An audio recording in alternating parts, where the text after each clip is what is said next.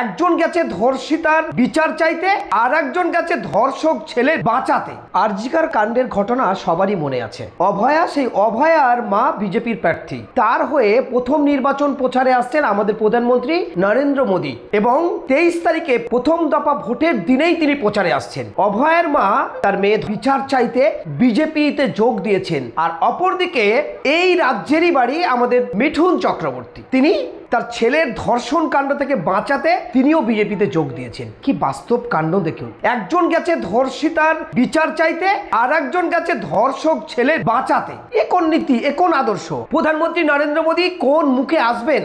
কটা বিচার করে আসছেন তিনি?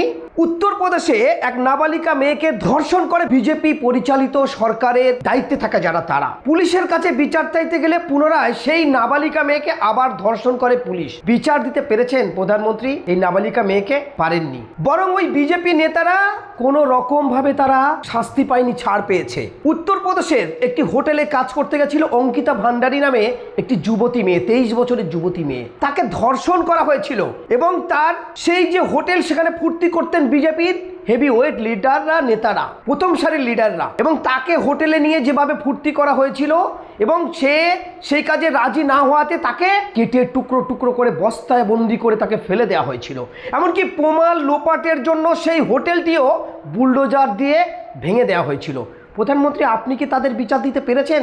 এই অঙ্কিতা ভান্ডারী, সে তো আপনার ধর্মের মানুষ, আপনারা এখানেই আসছেন ধর্ম প্রচার করতে, যুদ্ধ হচ্ছে ধর্মে ধর্মে, পেরেছেন অঙ্কিতা ভান্ডারীর বিচার দিতে? পারেননি। প্রধানমন্ত্রী, আপনি হয়তো ভুলে গেছেন, কিন্তু আর দেশের মানুষ ভোলেনি। 8 বছরের একটি মেয়ে 2018 সালে জম্মু কাশ্মীরের মতো একটি জায়গায়, এই 8 বছরের একটি ছোট্ট মেয়ে আসিফা তার জঙ্গলে ছাগল চড়াতে গেছিল। সেই ছাগল চড়াতে গেলে সেখানে একটি পুরোহিত তাকে সেই জঙ্গল থেকে তুলে নিয়ে মন্দিরে বেঁধে রেখে 7 দিন ধরে তাকে ধর্ষণ করা হয়। পুরোহিত, বাবা, ছেলে এবং তার ভাইপো, এমনকি সেই ছোট্ট আসিফার প্রমাণ লোপাটের জন্য পাথরে থেতলে থেতলে তাকে শেষ করা হয়, খুন করা হয় তার প্রমাণ লোপাটের জন্য। প্রধানমন্ত্রী নরেন্দ্র মোদী এই আসিফার কথা দেশবাসী ভোলেনি, আপনি ভুলে যেতে পারেন। আপনি তাদের বিচার দিতে পেরেছেন? আপনি আসছেন একজন ধর্ষিতা মেয়ের বিচার দিতে, এবং আরজিকার কাণ্ডের ঘটনাকে আপনি পুনর্জীবিত করতে আসছেন।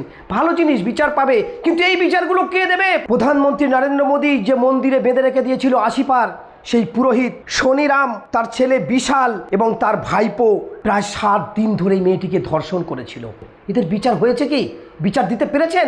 আবার আপনি এই পশ্চিম বাংলায় আসছেন, নারী সংরক্ষণের বিল আনছেন, এবং এখানে সেই মায়া কান্না কাঁদছেন। 2019 18 বছরের মেয়ে উত্তরপ্রদেশে উন্নাওতে বিজেপির এমএলএ কুলদীপ সিং এবং তার বাড়িতে চাকরি দেওয়ার নাম করে ডেকে নিয়ে তাকে ধর্ষণ করা হয়েছিল। বিচার চাইতে গেছিল পুলিশের কাছে, পুলিশ কোনো কেস করেননি। পরশেষে তার বাবা সেখানে যায়, এবং তার বাবা গেলে তার বাবাকে জোরপূর্বক সেই কেস তুলিয়ে দেওয়া হয়, এবং সেই মেয়েটিকে ধর্ষণ করে পুড়িয়ে দেওয়া হয়, এবং তার প্রমাণ লোপাট করা হয়। পেরেছেন তার বিচার দিতে? পারেননি। 4 জন মিলে একটি মেয়েকে ধর্ষণ করেছিল। কারা ছিল? রাম, রবি, লবকুশ, এবং তাদের প্রমাণ লোপাটও করা হয়েছে, এবং সেই প্রমাণ লোপাটে পুলিশ সহযোগিতা করেছে, এবং পুলিশ শুধু সহযোগিতা করেনি, সেই দেহটাকে কিন্তু সম্পূর্ণ পুড়িয়ে দেওয়া হয়েছিল।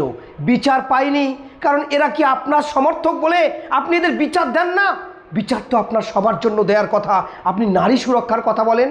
এই খবর সংগ্রহ করতে গেছিলেন কেরালার একজন সাংবাদিক সিদ্দিক কাপ্পান, সে কিন্তু খবরটা সংগ্রহ করেছে, খবরটা প্রচার করেনি। তারপরেও সেই সিদ্দিক কাপ্পানকে 2 বছর 4 মাস জেল খাটতে হয়েছে। এটাই দেশের আইন। আপনার নারী সুরক্ষার কথা বলছেন, আর এই পশ্চিমবঙ্গে যেদিন প্রথম ভোট, সেই ভোটের দিনে আপনি এখানে দামাডোল বাজাতে আসছেন, তাও একজন ধর্ষিতা মেয়ের মার প্রচারে আসছেন, সে বিজেপি প্রার্থী হয়েছে, তাই খুবই ভালো জিনিস। কিন্তু এই বিচারগুলো কি মানুষ পাবে না? এই আরজিকর কাণ্ডে এত বড় ঘটনা ঘটেছিল, কোথায় ছিলেন আপনারা? বিচারটা আপনারা দেবেন কি করে? প্রতিটা রাজ্যে আপনারা যেভাবে করাপশনে যুক্ত হয়েছেন এবং ধর্ষিতায় এতটা এগিয়ে আছে, এই বাংলাটা কি সেই জায়গায় নিয়ে যাবেন? এ পর্যন্ত 19টি রাজ্যে আপনারা ক্ষমতা আছেন, তার মধ্যে 9টি রাজ্য ধর্ষণের শীর্ষে এবং বিজেপি শাসিত রাজ্য। উড়িষ্যায় বিজেপি সরকার ক্ষমতা আসায় 8 মাসের মধ্যে 24,000 মহিলা নিখোঁজ হয়ে গেছে। কিভাবে হয়েছে? উড়িষ্যা তো আপনারাই চালাচ্ছেন। তাহলে এই বিজেপি গভর্নমেন্ট, আপনারা ক্ষমতায় থাকার যারা মাত্র 8 মাসের মধ্যে 24,000 নারী নিরুদ্দেশ হয়ে যাচ্ছে, তার খোঁজ কি আপনি রাখতে পেরেছেন? তারা বিচার পেয়েছে? কোথায় আছে? কোনো খোঁজ আপনি দিতে পারবেন? আপনি তো দেশের প্রধানমন্ত্রী। আজও মণিপুর জ্বলছে। বিজেপি ক্ষমতায়, আপনারা আছেন মণিপুরে, তারপরে বিজেপির আপনারা ক্ষমতায় সেখানে থেকে সেখানে নারীদের পোশাক খুলে তাদের রাস্তায় রাস্তায় ঘোরানো হচ্ছে। সে বিচার কি তারা পাবে না? আপনি পশ্চিমবঙ্গে ক্ষমতার জন্য আসছেন একজন ধর্ষিতা মায়ের পাশে দাঁড়াতে, কিন্তু যারা দর্শন হচ্ছে, যারা রাস্তায় রাস্তায় ঘুরে বেড়াচ্ছে, যারা উলঙ্গ হয়ে ঘুরে বেড়াচ্ছে, তাদের বাড়ি ঘর জ্বলছে, ছোট্ট শিশু নিয়ে যারা বাড়ি থাকতে পারছে না, আপনারা সেই রাজ্যে ক্ষমতায় আছেন, সেখানকার মানুষদেরকে আপনারা বিচার দিতে পারছেন? মণিপুর একেবারেই জ্বলছে, কিন্তু মণিপুর নিয়ে আপনাদের কোনো কথা নেই। নারী সংরক্ষণের বিল আনছেন আর পশ্চিমবঙ্গে আসছেন ভোট প্রচারে। একবারও ভেবেছেন বিলকিস বানুর কথা? যে বিলকিস বানু আপনার গুজরাটে বাড়ি ছিল, তাকে একাধিক মানুষ মিলে তাকে ধর্ষণ করেছিল। সেই ধর্ষকরা আজকে বাইরে বেরিয়েছে, আপনার দলের লোক তাদের নিয়ে মিছিল করছে এবং তাদের গলায় মালা পরিয়ে দিচ্ছে। হয়তো আগামী দিনে আপনার দলের তারা সদস্য হয়েছে, তারা পার্লামেন্টে যাবে, রাজ্যসভায় যাবে, লোকসভায় যাবে। আপনি সেই রাস্তা বার করছেন, ধর্ষকদের আরও সাহস দিচ্ছেন। আর এখানে আপনি বিচার করতে আসছেন। ভালো জিনিস, বিচার করুন, বিচারের দরকার আছে, প্রতিবাদ করুন। তাহলে এই বিচারগুলো কি পাবে না? অবশ্যই এই বিচারগুলো তো পাওয়ানো দরকার আছে আপনার। এই বিচারের কথা ভাবছেন না কেন?